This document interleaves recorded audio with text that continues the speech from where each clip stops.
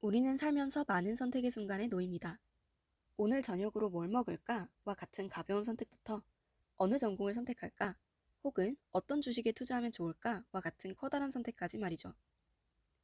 우리는 매 선택의 순간에 깊게 고민하고 최선의 선택을 하기 위해 노력합니다.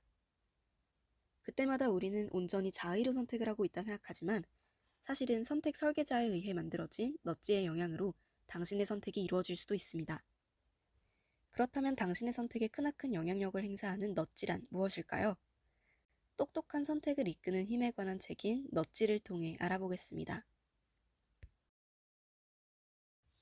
2017년 노벨 경제학상을 수상한 경제학자이자 행동과학자, 심리학자인 리처드 탈러, 하버드 대학 로스쿨 교수이자 오바마 정부에 큰 도움을 준 캐스 선스타인이 쓴 책 넛지. 책의 제목으로 쓰인 영단어 넛지는 크게 세 가지 뜻을 가지고 있습니다. 첫째, 팔꿈치로 슬쩍 찌르다. 둘째, 주의를 환기시키다. 그리고 셋째, 타인의 선택을 유도하는 부드러운 개입. 우리가 주목해야 할 의미는 바로 세 번째 정의입니다.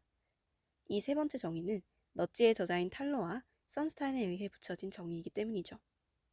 그들이 붙인 정의 그대로 이 책에서 말하는 넛지란 선택을 유도하는 부드러운 개입을 뜻합니다. 간단한 예시를 들어보겠습니다.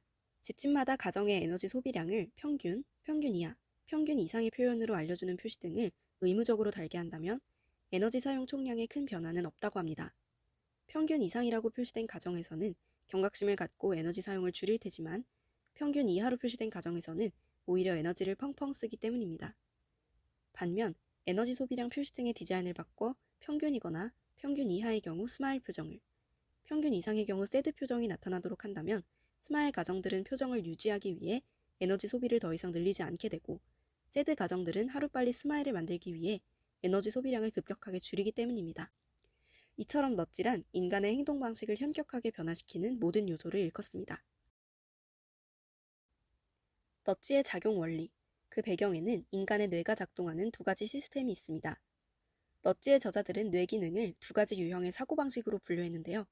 하나는 직관적이며 자동적인 사고방식, 즉 자동 시스템이고 하나는 합리적이고 심원한 사고방식, 즉 숙고 시스템입니다. 자동 시스템은 신속하고 직관적이며 혹은 직관적이라고 느껴지며 주로 사고라는 단어가 연상시키는 것들을 수반하지 않습니다. 반면 숙고 시스템은 보다 신중하고 의식적이죠. 우리는 411 곱하기 37은 얼마인가 등의 문제를 풀 때 숙고 시스템을 사용합니다.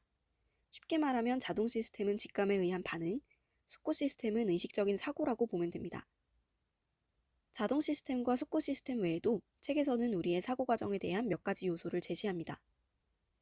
어림 감정, 기준선 설정, 입수 가능성, 대표성과 비현실적 낙관주의, 손실 깊이, 현상 유지 편향 등이 그에 해당하죠. 그렇다면 이런 넛지, 그리고 우리의 사고 본능을 이용해 적절한 선택 설계를 하는 방법은 무엇일까요? 첫째, 디폴트 옵션 활용하기. 많은 사람들은 최소한의 노력을 요하는 옵션, 즉 최소 저항 경로를 취합니다. 주어진 선택지에 디폴트 옵션이 있으면 암묵적으로 그것이 표준이라고 판단하게 되어 타성과 현상 유지 편향에 의해 그것을 택하게 되기 때문입니다. 둘째, 오류 예상하기. 인간들은 필연적으로 실수를 저지릅니다. 따라서 최선의 선택을 하기 위한 시스템에서는 오류를 범할 것을 예상하고 최대한 관대한 태도를 견지해야만 합니다. 셋째, 피드백을 제공하고 수용하기. 인간들이 성과를 개선하도록 돕는 최선의 방법은 피드백을 제공하는 것이라고 할 수 있습니다. 그 중에서도 중요한 유형의 피드백은 일이 잘못되고 있다는 경고 혹은 일이 잘못되려 한다는 경고입니다. 예를 들어 우리가 사용하는 노트북 컴퓨터는 배터리 잔량이 낮아지면 전원을 연결하거나 작업을 끝내라고 경고 메시지를 띄웁니다. 그러나 경고 시스템이 주의해야 할 문제는 바로 경고를 너무 많이 제공하는 것입니다. 경고를 너무 많이 제공하는 것은 사람들이 그 경고를 무시하게 만들기 때문입니다. 넷째, 매핑을 통해 결정하기. 매핑이란 자신의 과거 경험을 통해 선택과 그에 따른 결과의 관계를 예측하는 것입니다. 내가 예전에 선택했던 항목과 그에 따른 행복의 관계를 매핑하여 이후의 경우에도 똑같이 대입함으로써 선택을 돕는 방법이라고 말할 수 있습니다. 다섯째, 복잡한 선택들을 조직화하기. 주어진 선택지가 많을수록 또는 다양해질수록 사람들은 그 선택지를 단순화하여 생각하게 됩니다. 따라서 적절한 선택 시스템이라면 선택지의 개수가 늘어날 경우 조직화를 제공해야 합니다. 다수의 선택지들을 조직화하는 것은 사람들의 학습을 도와 그들이 훗날 보다 나은 선택을 스스로 할 수 있도록 만들어줍니다. 학생들에게 있어 현재 가장 중요한 선택은 학습에서의 선택일 것입니다. 지금부터 앞서 소개한 넛지의 방법들을 이용해 스스로의 학습을 가장 적절한 방향으로 이끄는 팁을 보여드리겠습니다. 우선 학습 계획을 세울 때에는 자신이 가장 이상적이라고 생각하는 하루, 일주일, 한 달 일과를 구상하고 이를 그대로 디폴트 일정이라고 설정합니다. 그러면 여러분은 변화를 기피하는 현상 유지 편향에 의해 그 이상적인 계획을 변경하거나 파기하기보다는 그 일정을 그대로 유지하고 소화해내기를 택할 가능성이 높아집니다. 그러나 우리에겐 늘 변수가 존재하고 맨 처음 세운 계획 자체에 오류가 있을 확률도 배제할 수 없을 겁니다. 그러한 오류 가능성을 학습 계획 단계에서 미리 예상하고 대비해야 합니다. 공부를 하는 과정에서 내가 빠질 수 있는 유혹의 길에는 무엇이 있는지, 그러한 요인들에 흔들리지 않고 효과적인 학습을 하기 위해서는 어떤 방법을 써야 하는지 사전에 최대한 많은 오류를 예상해보고 그에 대한 대비책을 마련해두는 게 좋습니다. 그렇게 세운 학습 계획을 실천한 후에는 피드백 과정을 반드시 거쳐야 합니다. 나의 학습 과정에서 생겼던 문제를 스스로 성찰하고 반성하며 그런 문제가 다음번에 똑같이 반복된다면 스스로에게 어떤 방식으로 경고를 줄 수 있을지 고안하고 문제 해결을 위해 노력해야 합니다. 예를 들어 공부 도중 휴대전화를 너무 많이 보는 게 문제점이라면 휴대전화 사용 시간을 타이머로 제한한다든지 다른 사람에게 이제 휴대전화 그만하고 공부해 라고 말해달라 요청할 수 있을 겁니다. 이때 경고 시스템이 너무 자주 발동하도록 설계하면 안 됩니다.